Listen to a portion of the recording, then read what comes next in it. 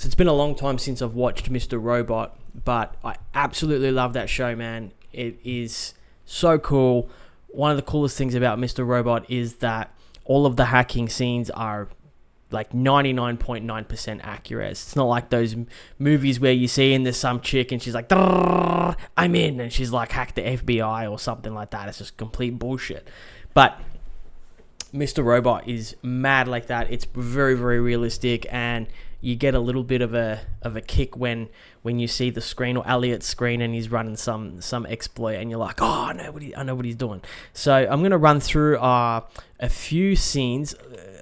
In full transparency, I've only seen season 1, so some of these I think are from season 1, some might be from other seasons, but I'm going to take a look at them, see what they're doing, and then in hindsight, and see what he's doing in there, and see if we can replicate it and show you guys how real some of those hacks actually are.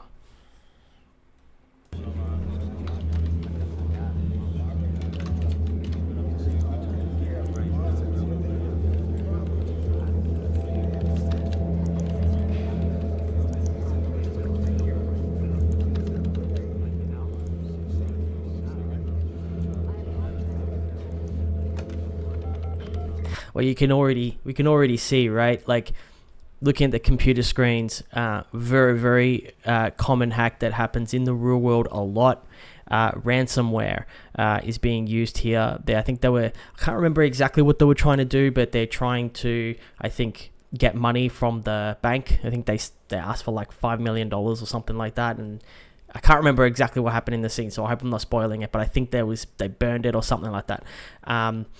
But yes, so ransomware, designed to infect an application to infect your computer or multiple computers on a network. And what it's basically doing is it runs through all the files in your network and encrypts those files with a symmetric encryption key. Oh, there's my dog. Hey, buddy. With a symmetric encryption key. Here he is. Come here, you little C. Come here. Say hello. And obviously they then get a page on their PC stating that if you want to access your files, or you want the encryption key to decrypt those files, you'll need to pay a money. So this happens a lot. Happens a lot in the real world too. Happens a lot to banks. Happens a lot to big companies, and just no one actually says anything about it. But I have heard of some companies that do go ahead and pay the ransoms, because a lot of the time, having all of your files or sensitive information encrypted, meaning it's unreadable, it's almost financially, actually sometimes it often makes financial sense to pay the $5 million in ransom in this case than lose all of that data and all of the reputational damage and all of that kind of comes with it. It's on my computer too. I have the IT guy helping me right now. The IT guy. I got the IT guy helping me. Anyone who's in IT, there's always like one executive, one manager who's like, oh, get the IT guy. Like the IT guy, like we know what to do. Like, you know, I hate how people refer to you as just an IT guy, right? It doesn't matter how much knowledge you have. You could be like some skilled cybersecurity specialist, some skilled developer, system admin. They just think you're an IT guy. Oh, my computer's not working. Get the IT guy. At one of my jobs, I remember someone was being a jerk to me, and the boss was like, "Are you being a jerk to Alan?" And they're like, "Oh, he's just an IT guy." You know.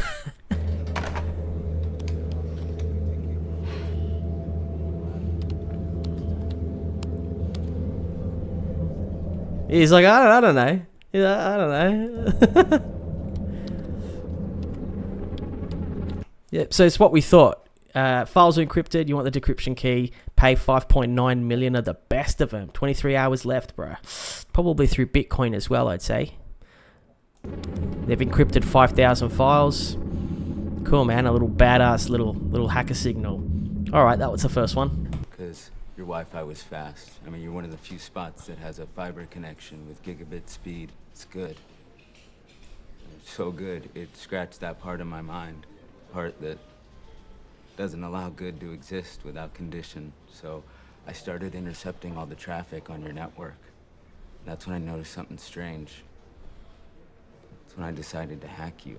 Ooh, all right. I think that's the scene. That's the scene with the pedophile. So this guy busted the pedophile. He mentions at the start about having good Wi-Fi. It's possible that he's using open Wi-Fi at the cafe to sniff the network. Pretty real, pretty easy to do.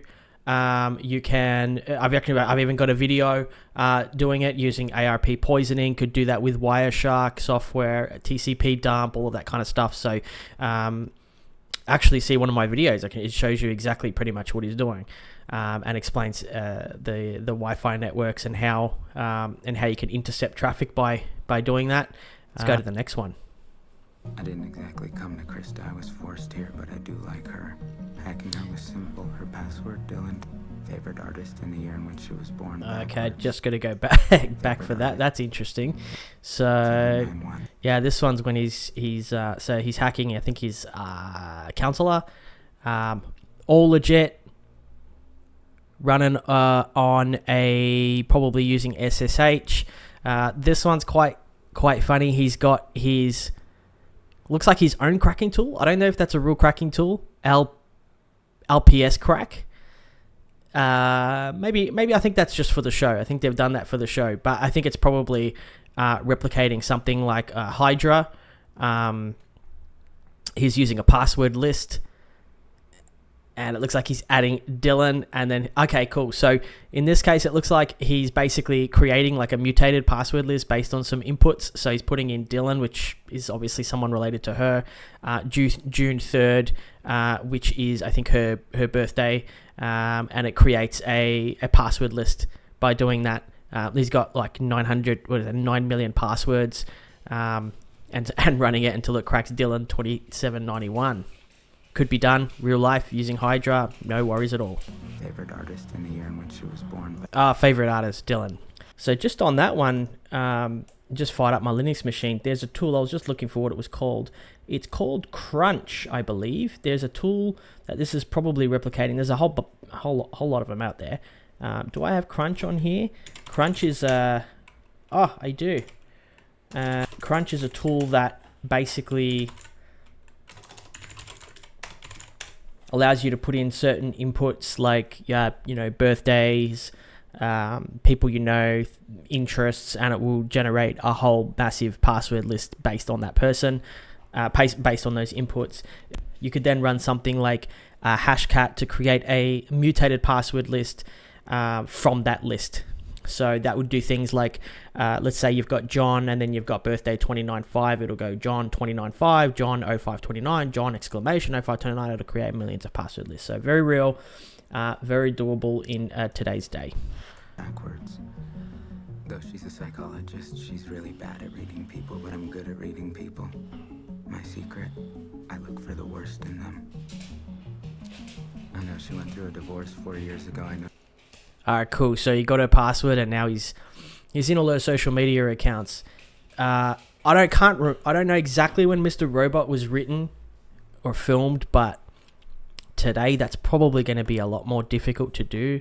Although the Gmail in here, I don't know if that's a real screenshot or if it's another one because of copyright, but the Gmail here looks pretty old.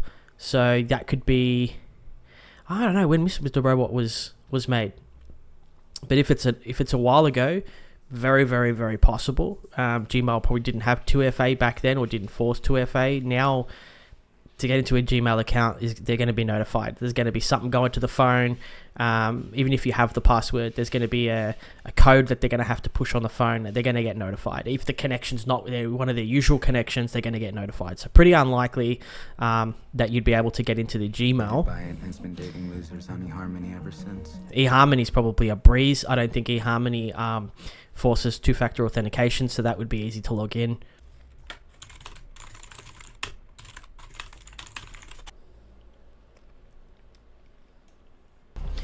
Yeah, I remember this. This is one of my favorite. This is when some dudes like pick him up and he has to break someone out of prison or something, and he has to hack into the prison's network.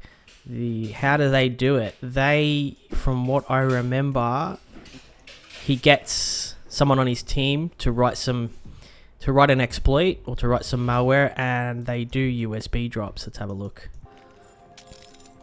Here we go. Typical hacker thing to do. USB drops outside the building. They've all got exploits on them, hoping that someone picks it up. And here we go. This guy. He goes, "Oh yeah, what's this? Let's plug in this in the old PC." No USB policy. Right on. Running autoplay, I think. I don't know. It looks like he double clicks it. Oh, that's solid. iTunes, win an iTunes gift card. I don't know if anybody is going to fall for that these days.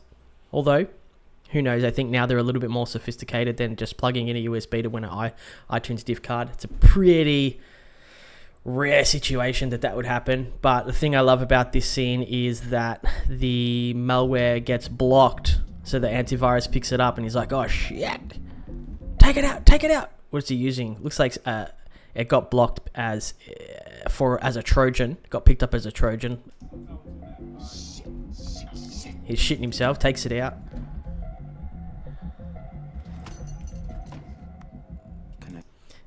And that is exactly what would happen. So what looks like the case has been here, they've USB dropped, he's plugged it into the computer. At some point when he's clicking through that iTunes gift card, he's triggered a reverse shell, or, well, it looks like he's actually on SSH. This is where I think it's they're taking a little bit of liberties, because it only shows one command, SSH, into that IP.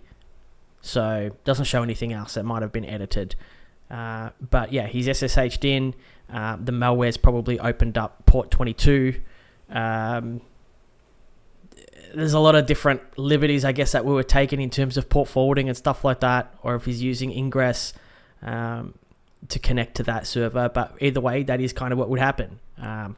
Once you pulled out the Ethernet cable, his SSH session has expired. Love this show. I love that he's using the root user in Kali Linux. And I think there's a cool scene. I like the scene. I think he cracks it at the other girl, his partner, because she didn't write the exploit herself or something. But we had a fish. I was in. The exploit started to run, and then was it the code? Bro, what's the deal? Where does it happen? He goes and sees her here.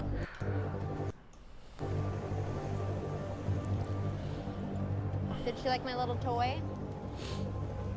Did you write that exploit yourself? I had an hour.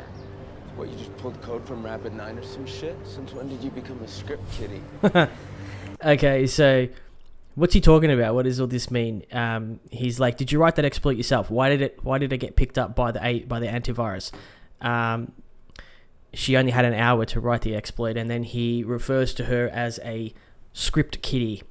Script kiddie are basically people who download malware off the internet that's been kind of pre-written, and then just try and run it without actually understanding what it does, or it's most of that stuff off the internet's going to get nuked by the antivirus anyway. So I think he said something about, did you get it off Rapid 9? He could be referring to, I think that could be like a mock-up of Rapid. What have we got? Rapid 7? I think Rapid 7 is like a cybersecurity company. Could be Hack 5, maybe another reference to Hack 5. I'm not 100% sure on that one. Test voluntarily. That's the only I love this scene. Hospitals. A heavily networked one like this are almost too easy to hack. This is William Highsmith. Ah, William. He's not only the head of the IT department here. He is He the is IT the IT department. department. He's also an idiot. And we're also idiots. It's a bit rude to call him an idiot. A bit rough. But look, that is real life if I ever seen it, man. Like, He is the a lot of the time, I mean, especially with these kind of old school IT guys, like I've dealt with many companies that have, and not that age is any kind of factor to all of this, but I have seen many times where, an older fellow is running the IT department, and they're just They're not thinking in this new modern threats or anything like that. They're just using old school technologies. I'm telling you, I dealt with a company last week of a dude who's literally running things like as if it was 20 years ago. The poor guy only gets a budget of about $7,000 a year. Look at that Windows And version. he's supposed to protect their network from people like me. He never stood a chance. He uses useless virus scans, dated servers, and security software that runs on Windows 98. It's one of the reasons why I made this place my primary care facility. Okay, that's rough. This guy's running off Windows 98. Now, Windows 98 full of vulnerabilities. I don't even think Windows 98 had even AV or firewall software back then. It was like Wild West back then with Windows 98. Buffer overflow exploits were like all over the joint. I mean, it was bad in XP, Windows 7, so I can only imagine Windows 98. Back in Windows 98 days, I mean, geez, I always been like a young kid. I remember playing like video games back when, what was a video game back on 98? Like the original Counter-Strike, right? And I remember when like you'd shoot somebody, they'd get pissed off. They would just hack you. That's how easy it was. They would be like, I'm going to hack you now. And I remember one time my CD drive started just coming in and out. It's like it was literally the Wild West. You could get away with anything. Yeah, that's pretty accurate. And I will tell you, there is a medical facility near me who I have seen still currently running their whole system of Windows 98. Dead set. The most recent version they had was one server running XP. And I just noticed this because I was a client. And I was just looking around and I was like, what the hell? These guys are, something like literally Metasploit standard script would hack that whole network. Something like Eternal Blue exploit would hack that whole network. It's scary. So it's not too unrealistic. Let's look at the next one. All right, let's watch this one.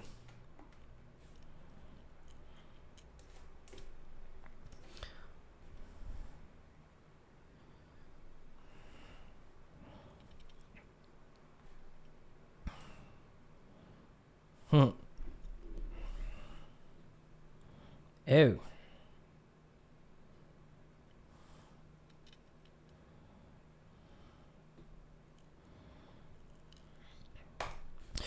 Oh, interesting. Stock standard, that one. Stock standard webcam hack. I think the context to that was that there was some guy on the street gave like a mixtape to her boyfriend to put in the PC. Mixtape would have run some sort of malware. I'd say probably something like a Meterpreter. Meterpreter generally has webcam stream as an option, so you can stream people's webcam from a Meterpreter. In fact, I done this in one of my other videos. I'd done it with my fiance and pretty much showed you how easy it was to throw a USB in there and access the webcam. You can see that by visiting this video. I think it's going to be up there. Probably be there.